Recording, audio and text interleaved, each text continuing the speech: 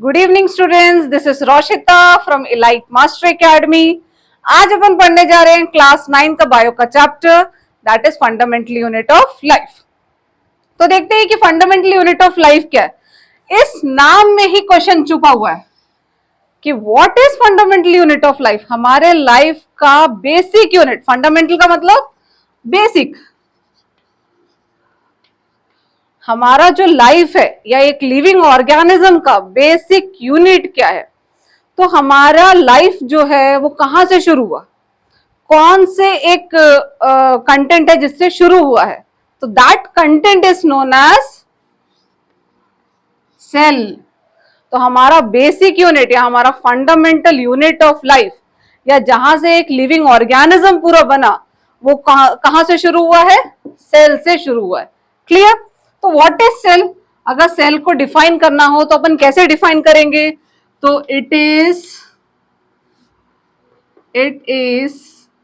The fundamental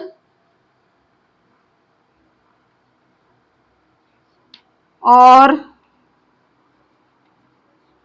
basic unit of life. ये एक definition हो गया, ठीक है। दूसरा एक और डेफिनेशन है, it is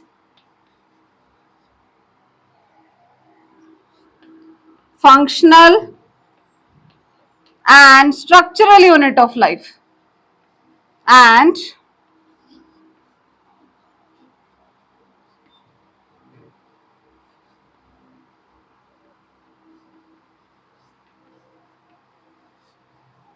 structural unit of life. तो सेल क्या है, एक फंडामेंटल या बेसिक यूनिट ऑफ लाइफ है। लाइफ की शुरुआत सेल से हो रही है।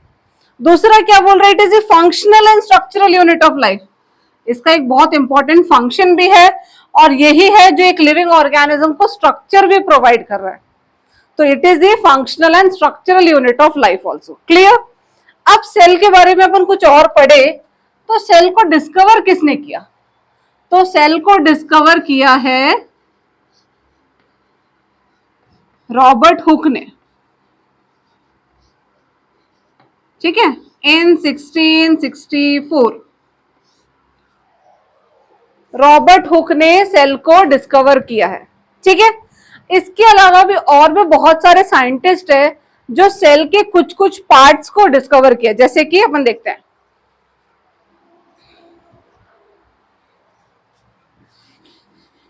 सेल्स के कुछ कुछ जो पार्ट्स है, जैसे न्यूक्लियस है, प्रोटोप्लाज्म है, ऐसे कुछ कुछ पार्ट्स है जो साइंटिस्ट ने डिस्कवर किया है। दैट इज, पहला है प्रोटोप्लाज्म। अब ये प्रोटोप्लाज्म क्या होता है ये अपन आगे डील करेंगे, बस अभी साइंटिस्ट के नाम पढ़ लो, ठीक है। प्रोटोप्लाज्म को किसने डिस्कवर किया है ये अपन देखेंगे। न्यूक्लियस को किसने डिस्कवर किया है, ठीक है, ये भी अपन देखेंगे। और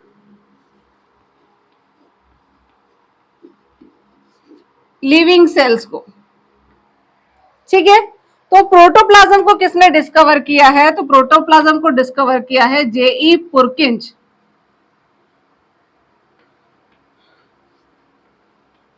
ठीक। न्यूक्लियस को किसने डिस्कवर किया है, तो न्यूक्लियस को डिस्कवर किया है रॉबर्ट ब्राउन ने,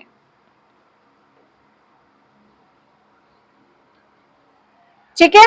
लिविंग सेल्स को, लिविंग सेल्स जैसे कि किसमें, बैक्टीरिया, ईस्ट, इनमें जो सेल्स है वो लिविंग सेल्स है ना। तो इनमें जो लिविंग सेल्स है वो उसको किसने डिस्कवर किया, तो एवी लिवेनहॉक, एंटन वॉन लिवेनहॉक।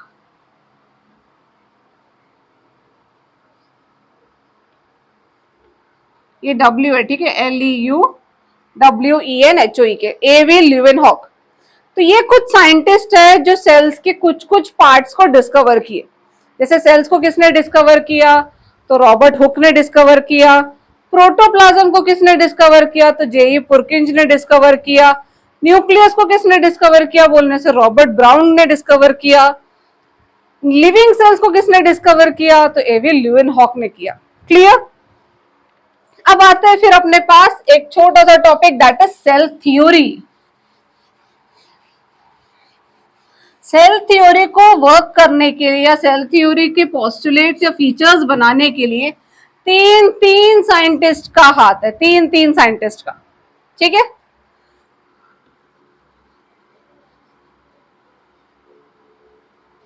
सेल थ्योरी को बनाने के लिए तीन तीन साइंटिस्ट का हाथ है। पहले जो दो साइंटिस्ट थे, सबसे पहले इन्होंने वर्क किया, उनका नाम है शिल्डन एंड टी श्वान, ठीक है। इन दोनों ने क्या किया, सेल थ्योरी दिया, ठीक है। इनके हिसाब से सेल थ्योरी क्या होता है, इनके हिसाब से सेल थ्योरी ये होता है कि cells are structural and functional unit of life.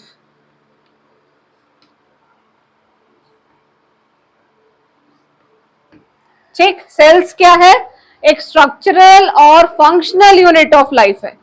अब इसको थोड़ा सा मॉडिफाई किसने किया,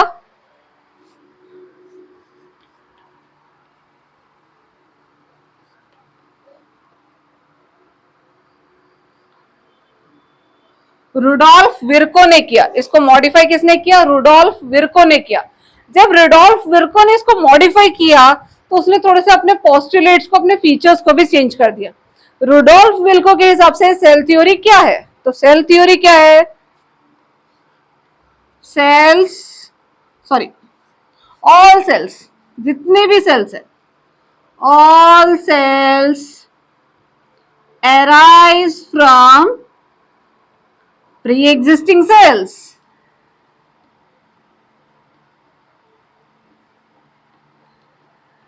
pre-existing cells, ठीक है।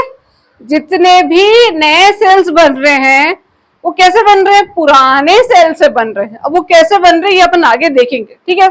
सारे प्रोसेस को अपन आगे आगे धीरे धीरे डील करेंगे, ठीक। अभी बस पोस्टुलेट समझ लो कि कोई भी नया सेल बन रहा है तो वो कैसे बन रहा है, पुराने सेल से बन रहा है। प्री एग्जिस्टिंग का मतलब पुराना, जो पहले से जो बना हुआ सेल है उससे नए सेल्स बन रहे हैं। तो वो किसने दिया, रुडोल्फ विर्को ने दिया ये पोस्टुलेट, ठीक है। फिर जब शिल्डन और श्वान ने एक पोस्टुलेट दिया, रुडोल्फ विर्को ने एक पोस्टुलेट, फिर उसको, उस पोस्टुलेट को मॉडिफाई किया गया, तो फाइनली सेल थ्योरी के कुछ पोस्टुलेट्स बनते चले गए। तो पहला पोस्टुलेट तो यही है कि cells are the structural and functional unit of life. दूसरा क्या है, all cells arise from pre existing cell. तीसरा एक और पोस्टुलेट ऐड हो जाता है कि जो भी ऑर्गेनिजम्स जो भी एक्टिविटीज करता है वो एक्टिविटीज किसकी मदद से करता है, तो सेल्स की मदद से करता है। Activities performed bye organism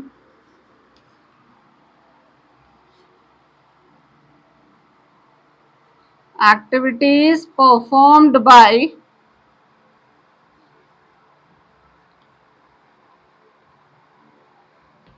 organisms with the help of cells, ठीक है। Activities performed by organisms with the help of cells. जितने भी एक्टिविटीज एक ऑर्गेनिज्म परफॉर्म कर रहा है वो किसकी मदद से हो रहा है, सेल्स की मदद से हो रहा है। तो ऐसे करके सेल थ्योरी के ये तीन पोस्टुलेट समराइज्ड हुए। क्लियर, तो this is all about cell theory. अब अपन देखते हैं, अब अपन ने सेल्स क्या होता है, सेल्स को किसने डिस्कवर किया, सेल थ्योरी क्या होता है ये अपन ने देख लिया। अब सेल्स कितने होते हैं, कुछ ऑर्गेनिज्म में एक सेल होता है, कुछ ऑर्गेनिज्म में नंबर ऑफ सेल्स होते हैं, तो उसको अपन क्या बोलते हैं। जिस ऑर्गेनिज्म में एक सेल होते हैं या जिस ऑर्गेनिज्म में नंबर ऑफ सेल्स होते हैं उस ऑर्गेनिज्म्स को क्या नाम दिया गया है, तो उस ऑर्गेनिज्म को नाम दिया गया है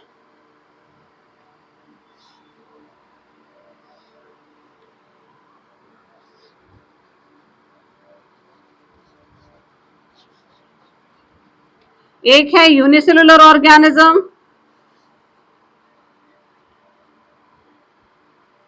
दूसरा है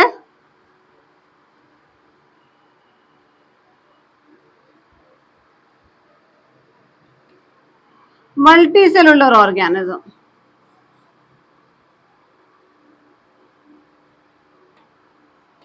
ठीक, एक है यूनिसेलुलर ऑर्गेनिज्म, दूसरा है मल्टी सेलुलर ऑर्गेनिज्म। अब यूनिसेलुलर ऑर्गेनिज्म का क्या मतलब है? यूनिसेलुलर ऑर्गेनिज्म का मतलब है कि वैसे ऑर्गेनिज्म जिनका सेल, मतलब जिनका सेल जो कितने सेल का बना हुआ है? एक सेल का बना हुआ है, made up of one cell, single cell का बना हुआ है। मल्टी बोल रहा है, नंबर कुछ बोल नहीं रहा है, बस मल्टी बोल रहा है। तो मल्टी सेलुलर का मतलब क्या होता है? कि made up of number of cells. ठीक है, तो यूनिसेलुलर का मतलब होता है made up of single cell, multicellular का मतलब होता है made up of number of cells. Clear? अब यूनिसेलुलर में और मल्टी सेलुलर में एग्जांपल्स देख लेते हैं। यूनिसेलुलर में कौन कौन आ जाएगा एग्जांपल में अगर बोलोगे तो? अमीबा, फिर और कौन आएगा? पैरामीशियम,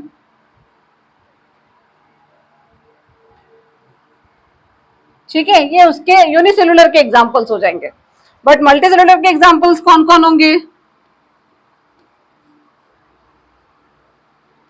प्लांट सेल्स और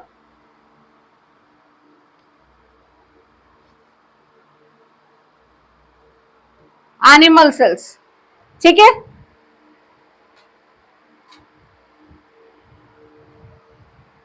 ठीक है, तो यूनिसेलुलर के एग्जांपल्स होते हैं अमीबा और पैरामीशियम, मल्टी सेलुलर के एग्जांपल्स होते हैं प्लांट सेल और एनिमल सेल। अब यूनिसेलुलर और मल्टी सेलुलर, यूनिसेलुलर में मतलब एक ही सेल है, तो जो भी एक्टिविटीज परफॉर्म होती है वो पूरी की पूरी एक्टिविटीज कौन परफॉर्म करता है? वो एक सिंगल सेल परफॉर्म करता है। तो इसमें क्या होगा कि एक्टिविटीज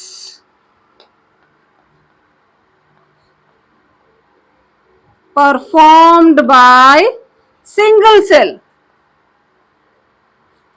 पूरी एक्टिविटीज वो सिंगल सेल परफॉर्म करेगा।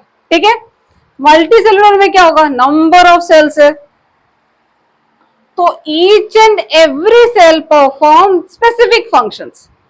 ठीक है, इसमें क्या हो रहा है कि एक ही सेल पूरा फंक्शन कर रहा है। बट मल्टी सेलुलर में क्या होगा? जैसे ह्यूमन बीइंग, अलग अलग सेल अपना अपना स्पेसिफिक फंक्शन करेगा। ठीक है, तो each and every cells perform specific function.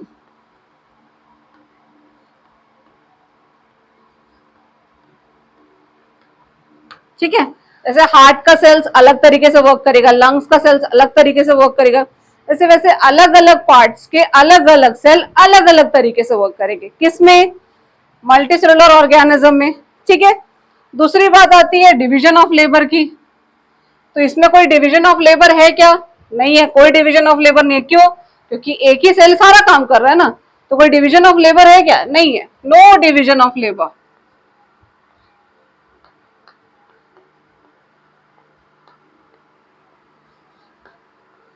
No division of labour. अब उसमें क्या हो रहा है? मल्टी सेलुलर ऑर्गेनिज्म में अपना अपना सेल अपना अपना काम कर रहा है। ठीक, तो इसमें डिवीजन ऑफ लेबर है क्या? यस, इसमें डिवीजन ऑफ लेबर प्रेजेंट है। डिवीजन ऑफ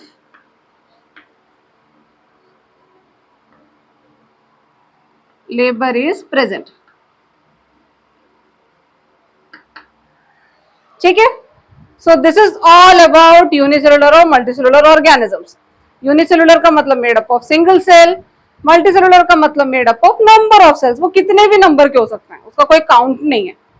यूनिसेलुलर का एग्जांपल क्या? अमीबा, पैरामीशियम, यूग्लिना, ये सब यूनिसेलुलर में आ जाएगा। मल्टीसेलुलर में कौन आएगा? प्लांट सेल, एनिमल सेल, ये सब मल्टीसेलुलर में आ जाएंगे। ठीक है, यूनिसेलुलर में क्योंकि एक ही सेल सारा एक्टिविटीज परफॉर्म करता है, इसलिए उसमें कोई डिवीजन ऑफ लेबर नहीं होता। बट वेरस मल्टीसेलुलर में क्या होता है? हर एक सेल अपना अपना स्पेसिफिक फंक्शन परफॉर्म करता है, इसलिए वहां पर डिवीजन ऑफ लेबर है। Clear? So this is all about unicellular and multicellular organisms. ठीक है?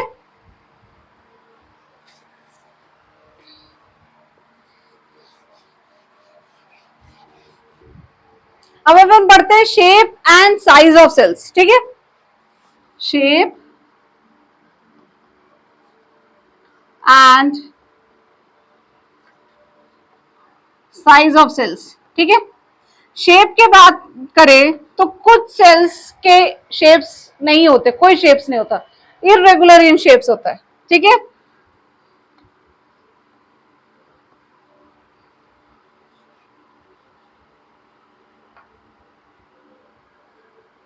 तो इरेगुलर शेप्स में कौन आ जाता है? अमीबा आ जाता है, उसको कोई शेप नहीं है ना। और कौन आता है? White blood cell, that is WBC। ये अपन जब आगे पढ़ेंगे तो आपको क्लियर होगा। ठीक है? WBC का भी कोई पर्टिकुलर शेप नहीं होता। ठीक है?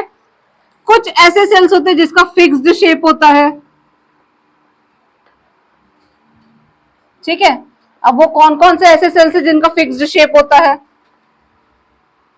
तो प्लांट सेल, एनिमल सेल, इनका फिक्स्ड शेप होता है। ठीक है? अब एक ऐसा ऑर्गन, एक ऐसा सेल है जिसका शेप ना फिक्स्ड है, ना रेगुलर है, ना इरेगुलर है, बट एक अलग ही शेप है, दैट इज बाइकॉन्केव शेप। बाइकॉन्केव शेप किसका रहता है? बाइकॉन्केव शेप ऐसा होता है, थोड़ा सा ओवल जैसा। मतलब इधर भी अगर देखोगे तो कॉनकेव है सरफेस है, इधर से भी अगर देखोगे तो कॉनकेव सरफेस है। तो इधर से भी एक कॉनकेव सरफेस, इधर से भी एक कॉनकेव सरफेस, इसलिए इसको बाई कॉनकेव सरफेस बोलते हैं। ठीक है? ये किसका होता है? ह्यूमन आरबीसी का। ये देख, बाहर से देखोगे तो एक डिस्क जैसा शेप रहता है, बट उसको अगर डिटेल में स्ट्रक्चर करोगे तो दोनों तरफ से कॉनकेव इन शेप रहता है, इसलिए इसको बाई कॉनकेव बोलते हैं। और क्योंकि बाहर से उसका अपीयरेंस डिस्क रहता है, इसलिए इसको biconcave disc shaped cell बोलते हैं। क्लियर?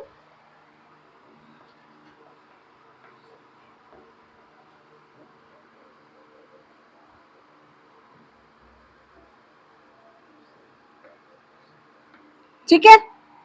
दूसरा आता है अपना एक नर्व सेल। नर्व सेल का शेप कैसा होता है?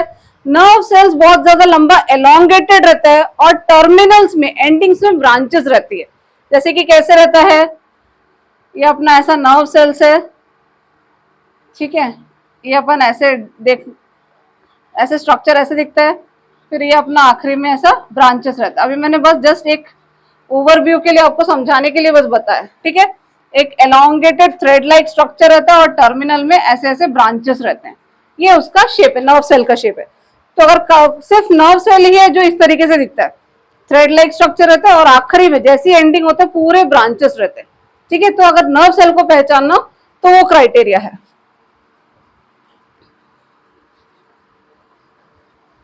elongated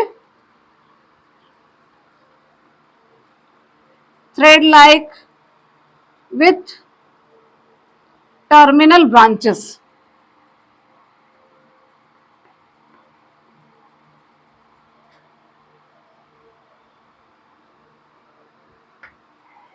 ठीक है? तो this are the particular shapes. अब अपन बात करते हैं तीन छोटा टॉपिक, एक है स्मॉलेस्ट सेल, लार्जेस्ट सेल और लॉन्गेस्ट सेल। ये तीन चीज के बारे में बात करता है। तो अब अगर बोलेंगे स्मॉलेस्ट सेल, तो स्मॉलेस्ट सेल किसका होता है अगर पूछोगे तो PPLO, इसका दूसरा नाम होता है माइकोप्लाज्मा।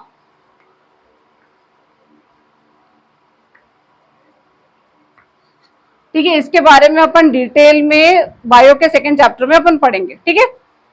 दूसरा होता है लार्जेस्ट सेल। तो लार्जेस्ट सेल किसका होता है बोलने से ऑस्ट्रिच एग का, ये 1 मार्क्स में पूछता है। ठीक है? ये हो गया लार्जेस्ट एग। अब तीसरा आता है लॉन्गेस्ट सेल में। लॉन्गेस्ट सेल, लॉन्गेस्ट सेल किसका होता है? तो अभी अपन ने पढ़ा कि नर्व सेल कैसा होता है, थ्रेड लाइक स्ट्रक्चर होता है। थ्रेड कितना लंबा होता है? थ्रेड लाइक स्ट्रक्चर, इसलिए वो सबसे लंबा सेल है। क्लियर? स्मॉलेस्ट सेल माइकोप्लाज्मा या पीपीएलओ भी बोलते हैं। लार्जेस्ट सेल ऑस्ट्रिच एग, कितना बड़ा होता है ऑस्ट्रिच का एग, और वो पूरे एक सेल है। लॉन्गेस्ट सेल नर्व सेल कहलाता है। ठीक है, so this is all about shape and size of cell.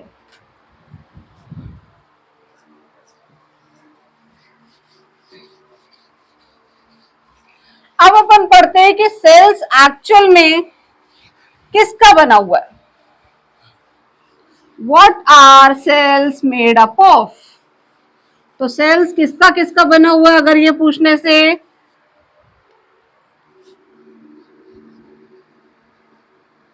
What are cells made up of? तो सेल्स किसका बना हुआ है? Cells are made up of three components. What are they? First one is plasma membrane. Second one is nucleus. And third one is cytoplasm. ठीक है, plasma membrane का दूसरा नाम होता है सेल मेम्ब्रेन। क्यों उसको सेल मेम्ब्रेन भी बोलते हैं मैं अभी बताऊंगी।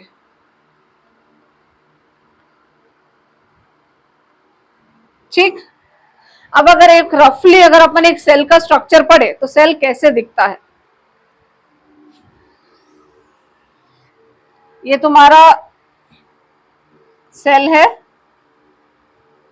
ये तुम्हारा न्यूक्लियस है, और ये तुम्हारा साइटोप्लाज्म है। ठीक है, तो ये जो बाहर का जो स्ट्रक्चर है इसको अपन बोलते हैं plasma membrane. Plasma membrane, membrane का मतलब बाहर की कवरिंग। ठीक है, अब किसकी कवरिंग है ये? तो सेल की कवरिंग है ना, ये सेल की कवरिंग है, इसलिए प्लाज्मा मेम्ब्रेन का दूसरा नाम क्या है? Cell membrane. ठीक है, क्लियर हुआ कि प्लाज्मा मेम्ब्रेन को सेल मेम्ब्रेन क्यों बोलते हैं? क्योंकि वो किसकी कवरिंग है? सेल की कवरिंग है। तो सेल की कवरिंग है इसलिए इसका नाम सेल मेम्ब्रेन भी है। क्लियर? फिर ये जो सेल और न्यूक्लियस के बीच में एक फ्लूइड रहता है, इस फ्लूइड को बोलते हैं अपन साइटोप्लाज्म। ठीक है, और ये जो सेंटर पार्ट में जो रहता है इसको अपन बोलते हैं न्यूक्लियस।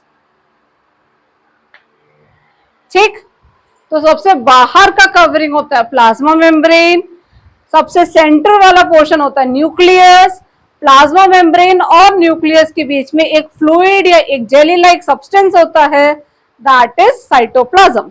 ठीक है, अब अपन धीरे धीरे एक एक करके सबको डील करेंगे कि प्लाज्मा मेम्ब्रेन क्या होता है, उसका मैकेनिज्म क्या है, उसका काम क्या है, साइटोप्लाज्म क्या होता है, उसका फंक्शन क्या है, न्यूक्लियस क्या होता है, न्यूक्लियस क्यों इतना इंपॉर्टेंट होता है, न्यूक्लियस का काम क्या है, ये अपन धीरे एक एक करके डिटेल में पढ़ेंगे।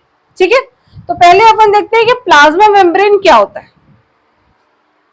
तो प्लाज्मा मेम्ब्रेन क्या होता है? प्लाज्मा मेम्ब्रेन को अपन क्या बोलते हैं? Outer covering of cell. ठीक है, अब ये आउटर कवरिंग ऑफ सेल होने के साथ साथ प्लाज्मा मेम्ब्रेन क्या करता है कि अंदर के कंटेंट को बाहर के एटमॉस्फेयर से प्रोटेक्ट करके रखता है। कौन? Plasma membrane. ठीक है, प्लाज्मा मेम्ब्रेन के एक आउटर कवरिंग ऑफ सेल है। आउटर कवरिंग ऑफ सेल होने की वजह से अंदर के कंटेंट को बाहर के अनफेवरेबल एटमॉस्फेयर से वो बचा के रखता है।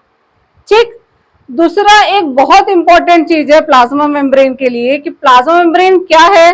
Plasma membrane is a selectively permeable membrane. Plasma membrane को और क्या बोलते हैं? selectively permeable membrane. अब उसको सेलेक्टिवली परमिएबल मेम्ब्रेन क्यों बोलते हैं? तो प्लाज्मा मेम्ब्रेन जो है, अब सेल के अंदर कोई कंटेंट आना है या सेल से बाहर कोई कंटेंट या सब्सटेंस को जाना है तो किसके थ्रू जाएगा? प्लाज्मा मेम्ब्रेन के थ्रू ही जाएगा ना। अब ये सेल है, ये तुम्हारा न्यूक्लियस है, ये तुम्हारा यहाँ पर साइटोप्लाज्म है। अब कोई भी चीज अंदर आना है या कोई चीज बाहर जाना है तो किसके थ्रू जाएगा? दरवाजा कहाँ है सेल का? सेल का दरवाजा यही प्लाज्मा मेम्ब्रेन ही तो है, ठीक है। अब किस चीज को बाहर जाना है या किस चीज को अंदर लाना है, ये कौन डिसाइड करेगा? प्लाज्मा मेम्ब्रेन ही डिसाइड करेगा, ठीक है।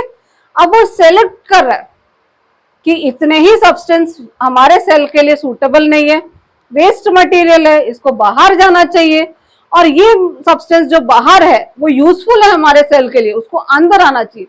तो वो क्या कर रहा है? सेलेक्ट कर रहा है कि इस मटेरियल को बाहर जाना चाहिए, उस मटेरियल को अंदर आना चाहिए। तो वो सेलेक्ट कर रहा है, इसलिए उसका नाम है selectively permeable membrane. Clear? Plasma membrane एक इस तरीके से एक्ट करता है, ठीक है। ये है तुम्हारे कुछ छोटे छोटे पोर्स, ठीक है। ये छोटे छोटे पोर्स हो गए। अब यहां पर बहुत सारे सब्सटेंसेस है, ठीक है। यहां पर बाहर में भी बहुत सारे सब्सटेंसेस है, ठीक। सेलेक्टिवली का मतलब क्या हो गया कि वो देखेगा अब ये अंदर का है, सेल के अंदर का सब्सटेंस है, और ये सेल के बाहर का सब्सटेंस है, और ये एक प्लाज्मा मेम्ब्रेन है, ठीक है। अब ये क्या कर रहा है? इसको पता है कि कुछ कुछ सब्सटेंस वेस्ट मटेरियल है, तो वो वेस्ट मटेरियल को किसके थ्रू बाहर भेजेगा? तो इस पोर्स के थ्रू बाहर भेजेगा, ठीक है। इस पोर को क्या बोलते हैं? परमिएबल बोलते हैं। सेलेक्ट तो कर लिया उसने, क्या सेलेक्ट किया कि कौन सा सब्सटेंस मेरे सेल के अंदर सूटेबल नहीं है या वो वेस्ट मटेरियल है, उसको क्या किया? उस पोर के थ्रू, उस परमिएबल के थ्रू, परमिएबल का मतलब वो पोर्स, उस पोर के थ्रू उसने क्या किया? बाहर ट्रांसफर कर दिया। अब बाहर में ऐसे कुछ सब्सटेंस है जो सेल के लिए यूजफुल है या सेल के लिए न्यूट्रिशन का काम करता है, तो उनको क्या करेगा? वो अंदर लेगा, किसके थ्रू? यही पोर्स के थ्रू। और कुछ सब्सटेंस को वो ना अंदर आने देता है ना बाहर जाने देता है, ठीक। तो तीनों काम करता है, कुछ सब्सटेंस को बाहर जाने देगा, कुछ सब्सटेंस को अंदर आने देगा, और कुछ सब्सटेंस को ना बाहर जाने दे रहा है ना अंदर आने दे रहा है। मतलब वो सेलेक्ट कर रहा है, और ट्रांसपोर्ट किसके थ्रू कर रहा है? पोर्स के थ्रू कर रहा है, मतलब परमिएबल है, और वो पूरा खुद क्या है? एक मेम्ब्रेन है, कवरिंग है, तो इसलिए इसका नाम पड़ा सेलेक्टिवली परमिएबल मेम्ब्रेन। क्लियर हुआ कि प्लाज्मा मेम्ब्रेन को सेलेक्टिवली परमिएबल मेम्ब्रेन क्यों बोलते हैं? समझ में आ गया? अब क्या हो रहा है? ट्रांसपोर्ट हो रहा है, क्या सब्सटेंस ट्रांसपोर्ट हो रहा है? तो सब्सटेंस ट्रांसपोर्ट हो रहा है तो कोई ना कोई मैकेनिज्म होगा ना ट्रांसपोर्टेशन का। तो जब भी कोई सब्सटेंस ट्रांसपोर्ट हो रहा है, दो ही तरीके से ट्रांसपोर्ट हो सकता है। कैसे कैसे?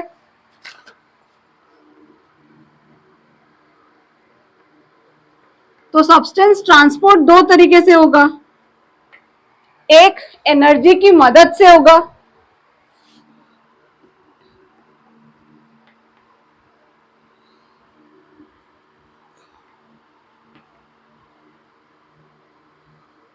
With the help of energy, ठीक है।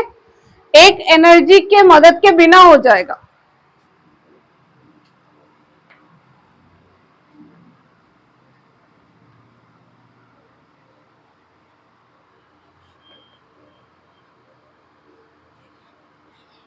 ठीक है।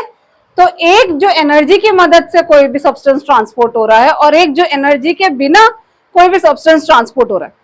तो जो एनर्जी की मदद से अगर कोई सब्सटेंस ट्रांसपोर्ट हो रहा है तो उसको अपन बोलते हैं एक्टिव ट्रांसपोर्ट।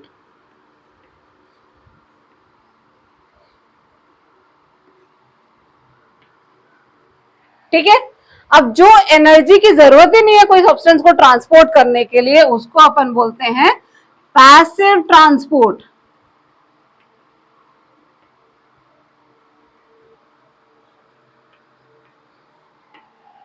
ठीक है।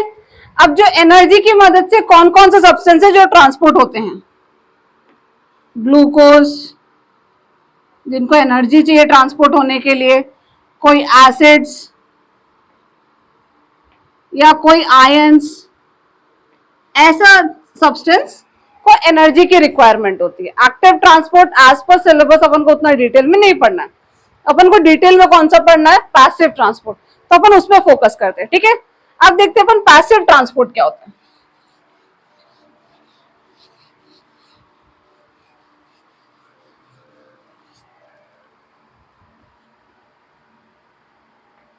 पैसिव ट्रांसपोर्ट में अपन ने क्या पढ़ा कि कोई भी सब्सटेंस का ट्रांसपोर्टेशन हो रहा है without the help of energy, कोई एनर्जी की जरूरत नहीं है। अब एनर्जी की जरूरत नहीं है मतलब फिर कैसे ट्रांसपोर्ट हो रहा है, कोई ना कोई फैक्टर तो चाहिए ना ट्रांसपोर्टेशन के लिए, एनर्जी तो लग नहीं रही, फिर कैसे ट्रांसपोर्ट होगा। तो इसके ट्रांसपोर्टेशन के लिए दो चीजें होती है, एक होता है डिफ्यूजन प्रोसेस, दूसरा होता है ऑस्मोसिस प्रोसेस। ठीक है। अब अगर बोलूं तो ऑस्मोसिस भी एक डिफ्यूजन का ही प्रोसेस है, कैसे अभी क्लियर हो जाएगा। अब डिफ्यूजन क्या होता है और ऑस्मोसिस क्या होता है। डिफ्यूजन क्या है कि कोई भी सब्सटेंस हो, अपने पास तीन स्टेट्स ऑफ मैटर होते हैं, कौन कौन सा, सॉलिड, लिक्विड एंड गैस। ठीक है। तो ये तीनों चीज का ट्रांसपोर्ट कहां से, from the region of higher concentration to the region of lower concentration में जो मूवमेंट कर रहा है उसको अपन डिफ्यूजन बोलेंगे। ठीक है। The process of movement of substances like solid, liquid और gas from the region of higher concentration to the region of lower concentration, जहां ज्यादा है वहां से मूव करके जहां कम है वहां तक ले जाने के प्रोसेस को अपन क्या बोलते हैं, डिफ्यूजन। अब मैंने क्या बोला, ऑस्मोसिस भी डिफ्यूजन का ही प्रोसेस है। कैसे, डिफ्यूजन में सॉलिड आ रहा है, लिक्विड आ रहा है, गैस आ रहा है। ठीक, सारा का सारा लिक्विड तुम्हारा डिफ्यूजन प्रोसेस होगा except one liquid, that is water. Water एक लिक्विड को छोड़कर बाकी जितने भी लिक्विड है उसका ट्रांसपोर्टेशन या उसका मूवमेंट डिफ्यूजन प्रोसेस से होगा। बट वाटर का movement from higher concentration to lower concentration through, किसके थ्रू हो रहा है ये इंपॉर्टेंट है। वाटर किसके थ्रू ट्रांसपोर्ट होता है, तो थ्रू सेमी परमिएबल मेम्ब्रेन।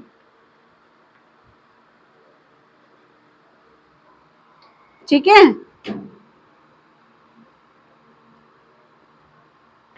तो ऑस्मोसिस क्या है, movement of water through semi permeable membrane from the region of higher concentration to the region of lower concentration. अब वाटर भी एक लिक्विड ही है, इसलिए ऑस्मोसिस को डिफ्यूजन का ही एक टाइप बोलते हैं। ठीक, क्लियर। बस ऑस्मोसिस में ये फर्क है कि वो सेमी परमिएबल मेम्ब्रेन के थ्रू मूवमेंट करेगा, ट्रांसपोर्ट करेगा, बट इनके लिए सेमी परमिएबल मेम्ब्रेन का कोई रिक्वायरमेंट नहीं है। ठीक, clear. So this is the basic definition of diffusion and osmosis. Diffusion का मतलब क्या, कोई भी मैटर हो, सॉलिड, लिक्विड या गैस, हायर कॉन्सेंट्रेशन से लोअर कॉन्सेंट्रेशन में इजीली चला जाएगा। ऑस्मोसिस में सिर्फ पानी का कॉन्सेंट्रेशन, सिर्फ पानी हायर कॉन्सेंट्रेशन से लोअर कॉन्सेंट्रेशन जाएगा, वो भी थ्रू सेमी परमिएबल मेम्ब्रेन के थ्रू। क्लियर हुआ। अब ऑस्मोसिस तीन टाइप के होते हैं,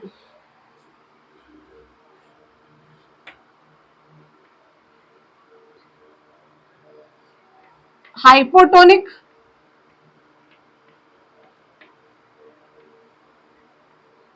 आइसोटोनिक और हाइपरटोनिक। ठीक है। हाइपोटोनिक, आइसोटोनिक और हाइपरटोनिक। अब ये तीनों चीज क्या होता है उसको अपन थोड़ा डिटेल में देखते हैं, ठीक है।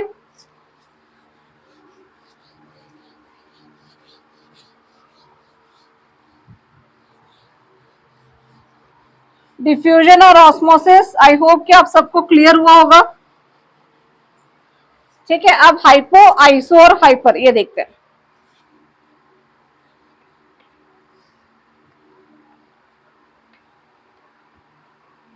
हाइपोटोनिक, आइसोटोनिक,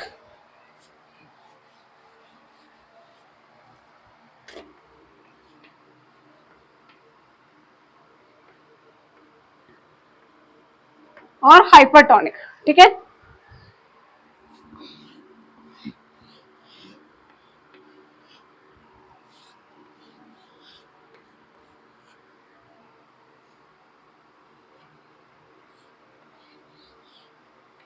ये तीन मीडियम है, तीनों मीडियम में सेल्स रखे हुए हैं, ठीक है।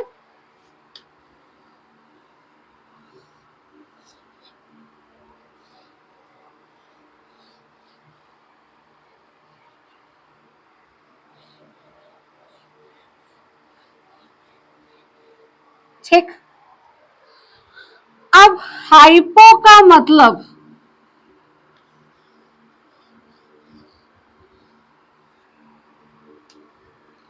हाइपो का मतलब ये होता है, हाइपो मतलब कम।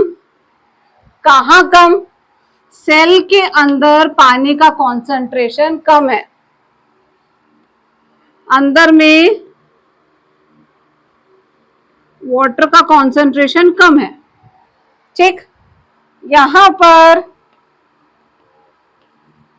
वाटर का कॉन्सेंट्रेशन ज्यादा है, तो अपन ने क्या पढ़ा था ऑस्मोसिस की मदद से, पानी का मूवमेंट होगा from higher concentration to lower concentration, ठीक है। तो कैसे पानी मूव करेगा? अंदर की तरफ, ठीक। जब अंदर की तरफ जाएगा तो ये सेल्स क्या हो जाएंगे? सेल्स विल स्वेल अप,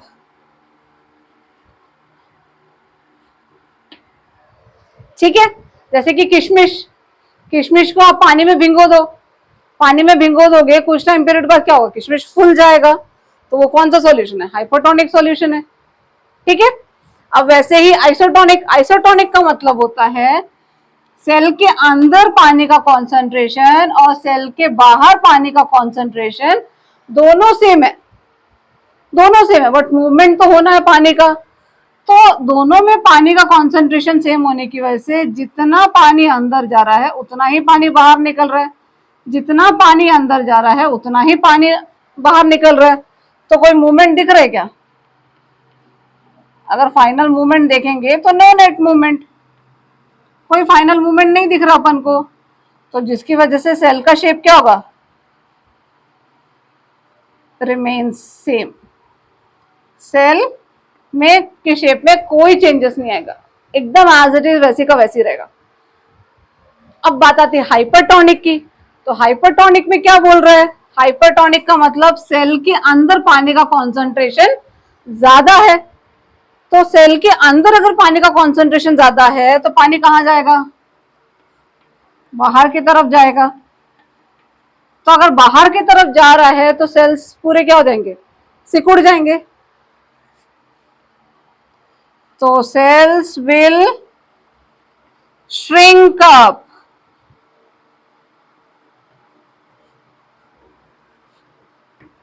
ठीक है। पानी बाहर निकला, पूरे सेल्स क्या हो गए? श्रिंक हो गए। Clear? So this is the types of osmotic solutions. तीन तरीके के सॉल्यूशंस होते हैं, हाइपोटोनिक, आइसोटोनिक और हाइपरटोनिक। हाइपोटोनिक में सेल्स के अंदर पानी का कॉन्सेंट्रेशन कम होता है, इसलिए बाहर से पानी अंदर जा रहा है, सेल्स फुल जा रहे हैं। आइसोटोनिक में अंदर और बाहर, सेल के अंदर और सेल के बाहर दोनों में पानी का कॉन्सेंट्रेशन एकदम इक्वल है, तो ना थोड़ा बहुत अंदर भी जा रहा है तो उतना ही बाहर भी निकल रहा है, तो जिसकी वजह से सेल का शेप एज इट इज वैसे का वैसे रहता है। हाइपरटोनिक का मतलब क्या बोल रहा है कि बाहर में पानी का कॉन्सेंट्रेशन क्या है? कम है, ठीक है। तो बाहर, सॉरी हाँ, बाहर में पानी का कॉन्सेंट्रेशन कम है, मतलब सेल के अंदर पानी का कॉन्सेंट्रेशन ज्यादा है, तो सेल के अंदर अगर पानी का कॉन्सेंट्रेशन ज्यादा है तो किसकी तरफ मूवमेंट करेगा, बाहर की तरफ जाएगा, तो जिसकी वजह से जो फूला हुआ सेल है वो क्या हो जाएगा, सिकुड़ जाएगा, सेल्स विल श्रिंक अप। ठीक है, तो अब ये तीन है तुम्हारे सॉल्यूशंस। अब अगर पता करना है कि हाइपरटोनिक है कि हाइपोटोनिक है, तो अपन कैसे पता करेंगे, अगर सेल्स फूल जा रहा है तो हाइपोटोनिक, सेल्स वैसी का वैसी है रिमेन सेम, वैसी का वैसी है तो आइसोटोनिक, और अगर श्रिंक हो जा रहा है तो हाइपरटोनिक। तो ये तीन सॉल्यूशंस दिए हो, तीनों सॉल्यूशंस में सेल्स हो, तो वो सेल्स को पता करने के ये तीन क्राइटेरिया है। तो ये तीन क्राइटेरिया अगर बाय हार्ट हो जाएगा तो आप इजीली आइडेंटिफाई कर लोगे कि किस तरीके के ऑस्मोटिक सॉल्यूशंस ये है। ठीक है, तो इस तरीके से अपना कोई भी सब्सटेंस ट्रांसपोर्ट होता है, किसमें, प्लाज्मा मेम्ब्रेन से अंदर बाहर की तरफ। ये अपन किसमें पढ़े, पैसिव ट्रांसपोर्ट में पढ़े, जिसमें एनर्जी की जरूरत नहीं है, मीडियम के थ्रू जा रहा है, कोई भी मीडियम के थ्रू जाएगा, मतलब पानी एक मीडियम है, सॉलिड एक मीडियम है, गैस एक मीडियम है, तो उस मीडियम के थ्रू कोई भी चीज इधर से उधर मूव कर रहा है, स्पेशली हायर कॉन्सेंट्रेशन से लोअर कॉन्सेंट्रेशन में मूव कर रहा है, तो दैट इज, और वो भी without the help of energy, that is passive transport. Clear? So this is all about plasma membrane, ये प्लाज्मा मेम्ब्रेन के बारे में है। ठीक है, वैसे ही अपन न्यूक्लियस के बारे में भी पढ़ेंगे और साइटोप्लाज्म के बारे में भी पढ़ेंगे। ठीक है, और एक और छोटा सा टॉपिक है that is cell wall, cell wall के बारे में भी अपन डिटेल में पढ़ेंगे। Clear? So this is all about for today. ठीक है, अपन नेक्स्ट क्लास में साइटोप्लाज्म, न्यूक्लियस और सेल वॉल, ये तीनों के बारे में अपन थोड़ा सा डिटेल में पढ़ेंगे। ठीक है।